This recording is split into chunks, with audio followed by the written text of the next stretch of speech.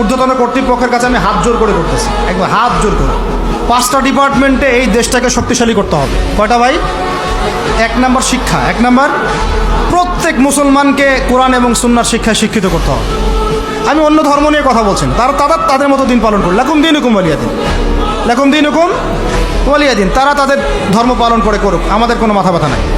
প্রত্যেক মুসলমানের বাচ্চাকে কোরআন সুন্নাহর শিক্ষায় শিক্ষিত করতে হবে এবং একই সাথে এই যুগকে চ্যালেঞ্জ করার জন্য যত সাবজেক্ট দরকার সব সাবজেক্ট আমাদেরকে শিখতে হবে ইনশাআল্লাহ।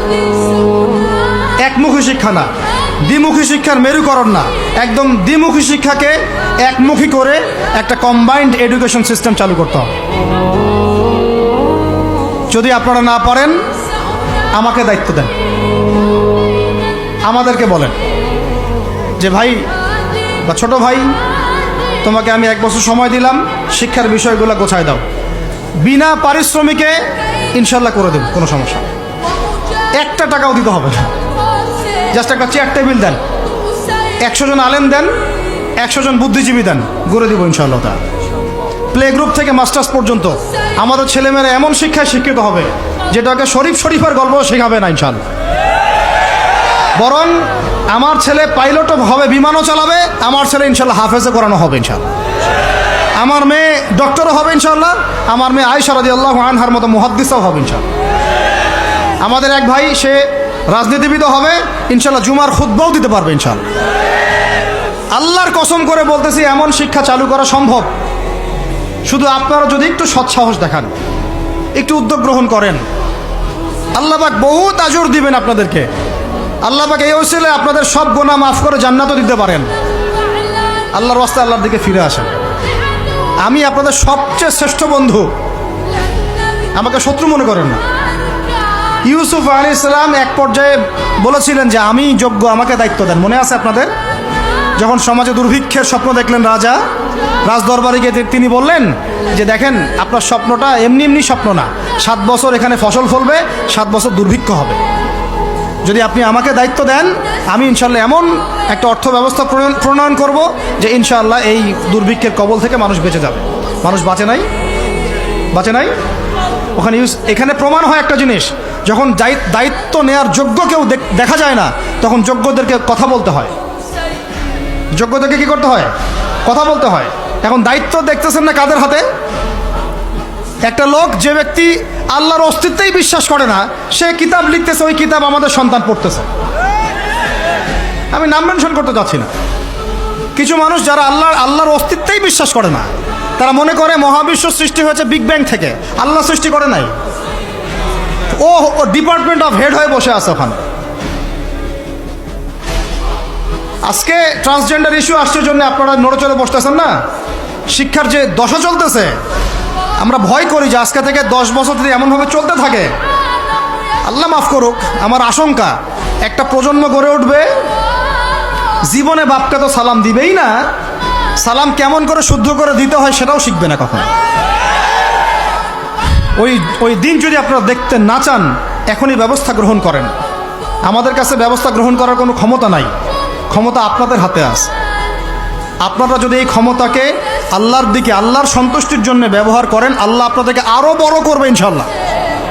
যদি আল্লাহর জন্য এটা আপনার আল্লাহর জন্য ব্যবহার না করেন, এগুলোকে প্রশ্রয় দিতে থাকেন, বিশ্বাস করেন ভাই, ফেরাউন টিকতে পারে নাই, নমরুদ টিকতে পারে নাই, আদ জাতি টিকতে পারে নাই, সামুদ টিকতে পারে নাই, নুহের কওম টিকতে পারে নাই, কমে লুত টিকতে পারে নাই, কমে মাদিয়ান টিকতে পারে নাই, আসহাবুল আইকা টিকতে পারে নাই,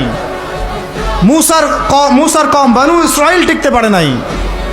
আমরা কোন ক্ষেত কি মূলা, আমরা কোত্থেকে আসলাম? আমরা এগুলো চালায় যাবার আল্লাহ পাক আমাদেরকে একদম জান্নাতুল ফেরদৌস দিবেন এমনটা মনে করছেন?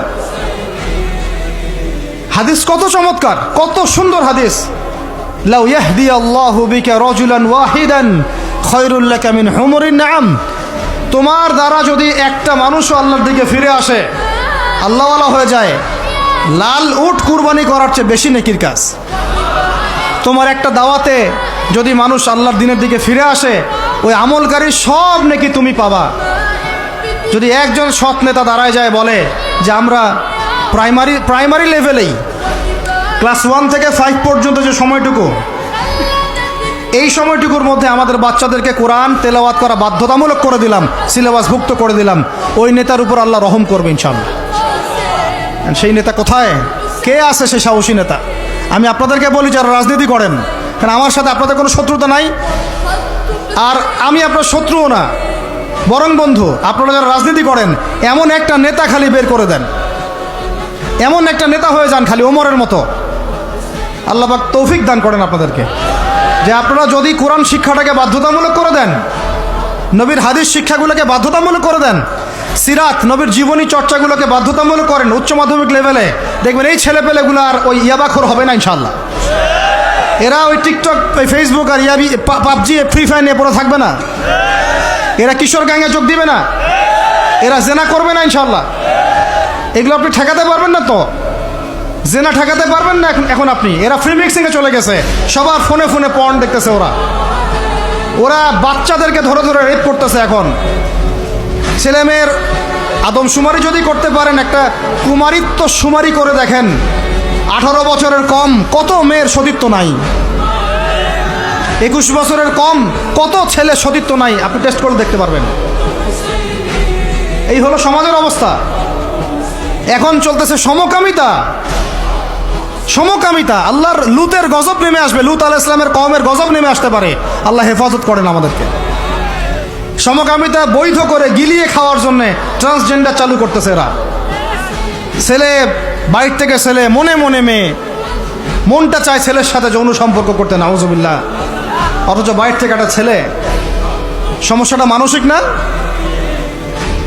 3 দিন টানা সকাল বিকাল কারেন্ট শর্ট দেন মাঠের মধ্যে, সব সমস্যা ঠিক হয়ে যাবে ইনশাআল্লাহ।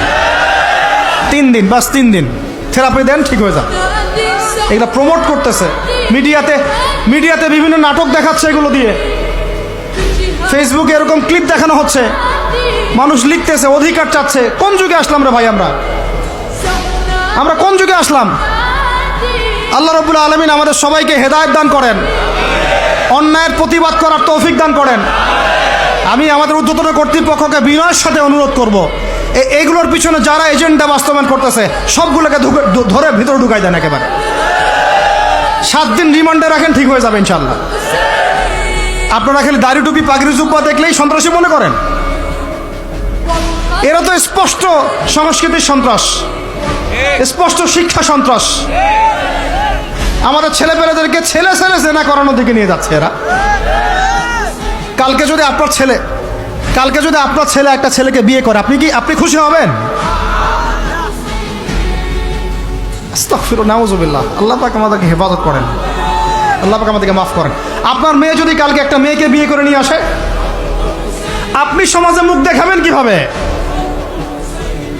তো এগুলো এখন যদি না থামাই, তাহলে কখন থামাবেন? ওই যে বললাম, সুদ যখন চালু হয়েছিল আমরা সবাই কিন্তু প্রতিবাদ করি নাই। এখন সবাই সুদখোর হয়ে যাচ্ছে দিন দিন। আমরা যে অনেকে তাহাজ্জুদ পড়ি, করে কান্নাকাটি করি, আল্লাহ দোয়া কবুল করো, এইটা করো সেইটা করো। দেখেন দোয়ার বেশিরভাগই কবুল হয়। কেন হবে? অর্থনৈতিক জীবনে তো সুদ খাচ্ছি, আমি ঘুষ খাচ্ছি, দুর্নীতি করতেছি, হারাম খাচ্ছি, পণ্যে ভেজাল দিচ্ছি। আল্লাহ পাক আমাদের সবার রিজিককে হালাল করার তৌফিক দান করেন। অতএব আমি 5টা কথা বলছি, 5টা ডিপার্টমেন্টে এই জাতিটাকে শক্তিশালী করতে হবে। আল্লাহ পাক তৌফিক দান করেন। 1 নাম্বার শিক্ষা। 1 নাম্বার কি ভাই? এমন কোন শিক্ষা? শুধু একমুখী না, দ্বিমুখী শিক্ষার সমন্বয়। কোনটা? কোরআন সুন্নাহও থাকবে, আবার জেনারেল শিক্ষাও থাকবে। আল্লাহ পাক তৌফিক এনায়েত করেন, আমিন। 2 নাম্বার অর্থনীতি। 2 নাম্বার কি? আমাদের অর্থনীতি এত শক্তিশালী করতে হবে যে আমাদেরকে যেন পশ্চিমাদের কাছে কখনো হাত পাততে না হয়।